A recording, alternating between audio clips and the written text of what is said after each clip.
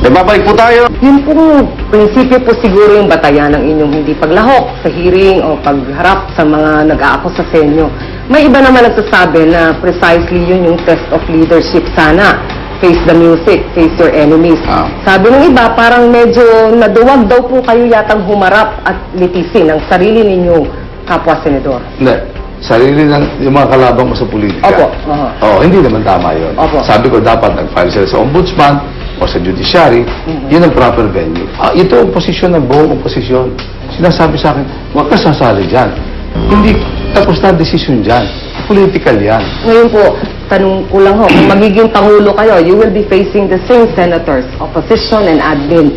At parang isa hong natitirang issue doon, kung puro politika ang i-invoke nating dahilan, abay wala nang karapatan tayo mag-usap ng governance o conflict of interest o corruption issue. Kung palaging ang bato, politika lang yan. Paano nyo po hahawakan yung ganong sitwasyon kung kayo Pangulo na? Alam nyo, ang ating sistema ng gobyerno, may judiciary. Sila ang liliti sa iyo, di ba? At meron pagkasa Pangulo, meron impeachment. Ayun ang tamang proseso. Hindi yung ganito. Senador, nung sa speakership issue sa House, mismong ang kakampi nyo ngayon si Senator Joker Arroyo, kung natatandaan nyo, tumayo at inisa-isa niyo yung ina sa mga naging violation nyo rin daw. Isa rito yung nakakuha kayo ng utang sa GSIS tsaka SSS. Tama ho ba yun? Mali. Pinagbabawal daw. Siya mismo nagsabi na sa kanya, panumpati, di ba ho? Alam mo, pinaliwanag ko na sa kanya. Never ako nagkaroon ng utang sa SSS o GSIS. Isa pang hininga ng paliwanag yung para daw maiwasan yung conflict of interest, Senador, bilang opisyal ng ating bayan. Dapat yung i-divest ang interest at control ng inyong mga negosyo 60 days matapos umupo sa pwesto. Sa mga dokumento po mula sa Securities and Exchange Commission, pinapakitang parang hindi raw kayo nakapag-divest ng inyong negosyo. Tama ho ba yung ganong impression? Hindi pa ako nananalo pagkapangulo. Kailangan mag-divest ka pag nanalo ka. Subalit hindi pa naman ako nananalo eh. Napakadalitado ko naman na mag-divest. Hindi, sa mga public office, hindi ba required yun hindi. sa House at sa Senado? Ang sa Kongreso po, hindi kami required. Ang required lamang kami, sasabihin mo, pag boboto ka sa isang panukala na conflict of interest. I-inhibit ka. Oo. Lahat po yan talagang pinapag-aralan po ng mga nating mabutihan at sinisiguro ko na dyan sa aspeto na yan, ang batas sinusunod ko. Meron pong mga listahan daw ng mga batas na mukhang meron yata kayong kaugnayan o personal o business interest. Ilalatag lang po namin para mapaliwanag ninyo. Co-authored a bill amending the Agri-Aqua Law to include housing investment. Nasama daw itong nabiyayaan yung mga proyekto ninyo. Tama po Hindi ba pa ito? nga i-implement yan eh. At saka yan, titinan niyo muna kung bumoboto tayo dyan. Kasi misa sa diskusyon, natadagdagan yan. Pero pagka the moment na madagdagan na, ay ako'y umaalis na. Hindi ako sumasama sa mga diskusyon ng mga panukala. So, umiiwas kayo. Co-authored a bill increasing the capital of the National Home Mortgage and Finance Corporation. Well, yan, hindi kami involved dyan sa government yan eh. Kami ngayon ay hindi na kami sumasali dyan sapagkat pribado na kami. Ayaw na namin sa gobyerno. Okay. Increasing housing investments with the Social Security System. Bill Hindi rin kami kasali dyan. Yan ay government na. making Pag-ibig Fund contributions compulsory. Yun din, wala ako dyan. Talagang deliberately, I did not participate in any discussion. Alright, thank you. And even in voting. Okay, Senador, doon sa issue po ng land grabbing, may mga ano dito ngayon, yung issue ng Norsagaray, Bulacan, tsaka San Jose del Monte. Alam mo, wala ako nila land grab. Yun eh, matagal ng mga istorya-istorya. Meron nga nagkakaso na na-dismiss na. Pero sabi ko nga, ang hamon ko, mapatunayan yung na land grab yan, sa inyo na. Meron din daw kaso dito sa San Jose del Monte, Bulacan. Iginigiit ng mga magsasaka ng lupang sinasaka nila ng mahigit 2 dekada mula 1974 ay binakura noong 1996 at ginawang subdivision ng Palmera Homes na inyong pag-aari nang hindi man lang daw sila kinonsulta. Alam mo, ang paggawa ng subdivision ay isang proseso na talagang sinusunod mo talaga yan. At sasabihin ko lang na yung area na yan, bundok yan. Nagtataka nga ako kung bakit merong paano nagkaroon ng farm dyan. At kami sumusunod sa batas talaga dyan sa ating mga business na yan. Okay, Senador, siguro doon sa issue na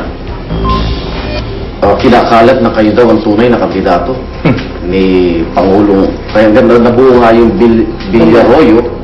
So, pag kayo naupo, tuloy ang kaso ng katiwalian laban kay Pangulong Tuloy yun. At alam mo, sinasabi ko talaga, ako naman, minsan tatanungin ako, malaki na raw nagagastos ko. The mere fact na akong gumagastos sa sarili ko, nagpapatunay na hindi na ako kandidato. At ang ginagamit kong grupo, Nationalista Party, paano naman yun? Nagrupo ko, pero ako ginagamit. Ano naman ang motibo ko na makikipag usap ako sa Pangulong Arroyo? Yung daw hong slate ninyo ng senatorial ay parang rainbow coalition para daw pong flag of convenience yung inyong partido. Sila po ba'y pinapondohan ninyo? Kaya yata nahahatak lahat sa inyong... Kasi ako pinaghirapan ko yung pera na yan, dugo at pawis yan.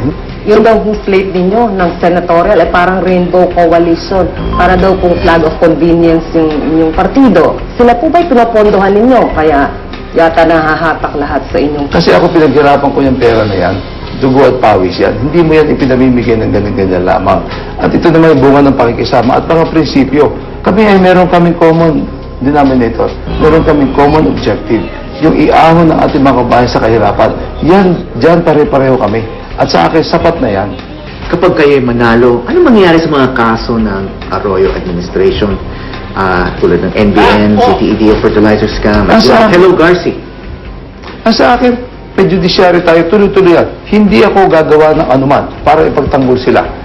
Hindi ko pipigilan ng proseso, tuloy-tuloy yan. Sa pinahuling survey ng Social Weather Station, sa pagkapangulo, datiling pangalawa sa may pinakamataas na rating si Senador Manny Villar. Pero kumpara sa nakaraang mga survey, bumagsak ng ilang puntos ang kanyang rating. Sa natitirang 12 araw bagong mag-eleksyon, maaari pa raw magbago ang pulso ng tao. Sa araw ng halalan, siya kaya ang iboto ng nakararaming Pilipino? Nagbabalik po ang kandidato at bilang huling katarungan, Senador Villar, anong meron ka at ikaw ang dapat na ibotong kandidato? Napaka matagal na po na ginagamit natin basihan sa pagkahalal ng Pangulo ay yung popularidad lang o emosyon. Pero yung talagang kailangan natin sa ngayon, yung may karanasan, kakayahang mamahala at liderato. Kaya sinasabi ko, mahalaga sa mga kandidato ang pag-usapan yung aming mga kakayahan, yung kakayahan namin na gawin yung aming sinasabi. Napakalaki ng ating pangarap. Iahon ng ating mga kababayan mula sa kahirapan. Yung pangarap na yan, pati paglutas ng corruption, yung mga pangarap na yan, hindi mo magagawa kung noong mga nakakaraang panahon, hindi ka pa nakakagawa ng ganyang kalalaking mga bagay. Kailangan na ipakita mo na noong nakakaraang panahon, yung nakagawa ka na ng ganyang kalalaking pangarap, natupad mo na, naipatunayan mo ng kaya mo, para ngayon, maniwala ang mamamayan natin. Kasi otherwise, kawawa naman yung mga mahihirap. Maghihintay na naman sila ng 6 na taon kung hindi pala naman kaya na mananalo. Senator Villar, maraming salamat po. Thank you. Maraming salamat din sa inyo at magandang gabi. Higit sa anumang pangako, pag-aralan ng plataforma at programang inihahain ng kandidato. Suriing mabuti ang kanyang paninindigan sa mga issue. Ngayong eleksyon, may magagawa tayo. Kaya huwag sayangin ang ating mga boto. Magandang gabi mga igan. Ako naman Arnold Glavio at ito ang kandidato